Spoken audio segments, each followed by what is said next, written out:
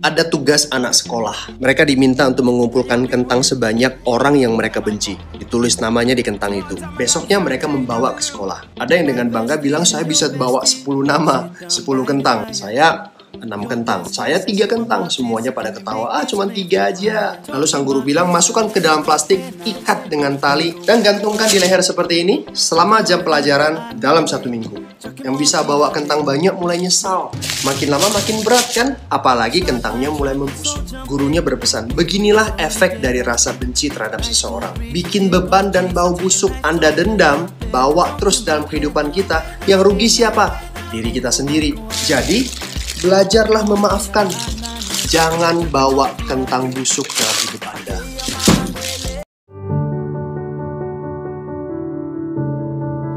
Kisah Tikus dalam Karung oleh Anton Permana dari Tanhana Dharma Manggrava Institute. Dalam sebuah perjalanan kereta api, seorang profesor ilmuwan asal Prancis bertanya kepada seorang pria tua yang duduk di sampingnya, "Bapak, kalau saya boleh bertanya, benda apa yang ada di dalam karung itu?" kata profesor.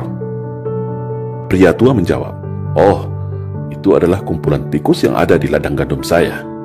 Lalu profesor dengan mimik yang semakin heran dan penasaran melanjutkan pertanyaannya, "Untuk kegunaan apakah tikus itu jauh-jauh Anda bawa dan untuk siapa?" Si pria tua menjawab, "Tikus ini ada yang order buat laboratorium pemerintah sebagai bahan penelitian. Saya mau mengantarkannya langsung. Dan ini sudah biasa saya lakukan dalam beberapa tahun ini." Sambil manggut-manggut, si profesor bertanya kembali, "Lalu, kenapa Anda selalu menendang-nendang tikus itu dan menggoyang-goyang karungnya setiap saat?"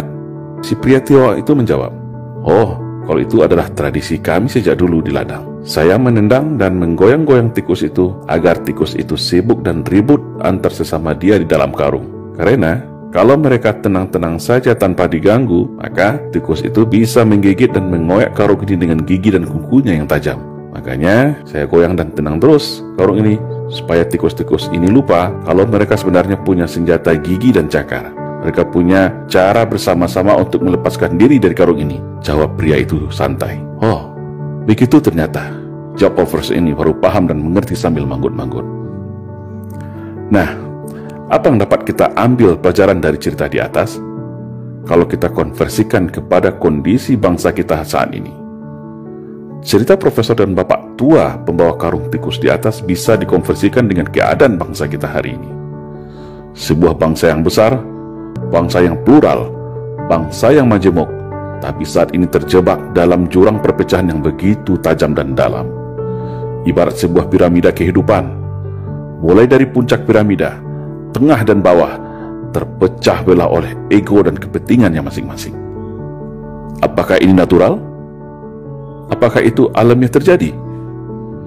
Sebagai bangsa yang memiliki sumber daya alam melimpah seperti ini, sangatlah menggiurkan bagi para taipan dan negara maju yang haus akan sumber daya alam.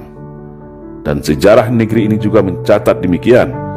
Sejak berabad-abad tahun yang lalu, bangsa lain silih berganti ingin mengeruk kekayaan negara ini. Dan cara yang paling aman untuk menjarah negeri ini adalah tentu dengan mengadu domba sesama masyarakatnya agar terpecah belah dan lemah. Para elit dibenturkan oleh kepentingan bisnis dan jabatannya. Pemerintah dibenturkan dengan rakyatnya. Sesama anak bangsa dibenturkan diadu domba dengan isu sentimen sara. Mayoritas versus minoritas, cebong versus kampret, radikal versus PKI, Jawa versus luar Jawa, dan liberal versus fundamental. Padahal semua perpecahan itu ada decision maker di belakangnya. Ada kingmaker yang merencanakannya. Para elit minorki kekuatan invisible hand yang ingin mengalihkan segala perhatian, menguras energi bangsa, hingga kita semua lupa, lengah bahwa bangsa ini adalah bangsa yang besar, bangsa yang hebat, bangsa yang tangguh, bangsa yang ramah, baik dan patriot sejati, sebagaimana pendahulu kita mendirikan negara ini dengan segenap jiwa raganya. Setiap hari, Setiap menit dan detik ada saja isu permasalahan yang muncul seakan memaksa kita, menggiring kita, memancing emosi kita untuk terus berkelahi, saling mencaci dan saling membuli.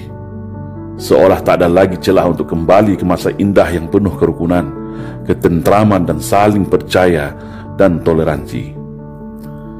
Yang agama satu tak recokin agama yang lainnya. Yang aliran berbeda tidak hakimi aliran yang lainnya. Suku lain tidak menghina suku lain. Kehormatan sara sangat kita junjung dan hormati. Tapi saat ini, isu sara seolah menjadi amunisi dan senjata untuk memecah belah anak bangsa.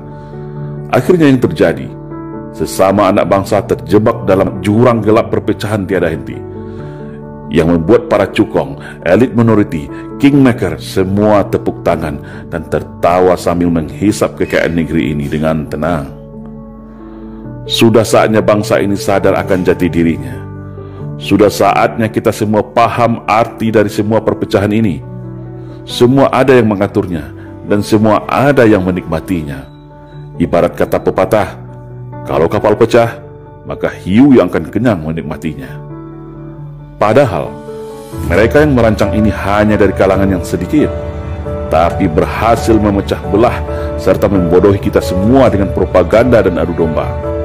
Seperti pria tua yang selalu menendang, menggoyang tikus dalam karungnya agar selalu ribut dan lengah. Sekarang kembali kepada kita semua. Tetap ribut saling cakar antar sesama, atau bersatu bersama-sama untuk melepaskan diri dari skenario belenggu perpecahan, membangun arus gelombang persatuan kesatuan bangsa untuk menuju arah Indonesia ke depan yang lebih baik, yaitu Indonesia yang bersatu, berdaulat, adil dan makmur. Salam Indonesia Jaya.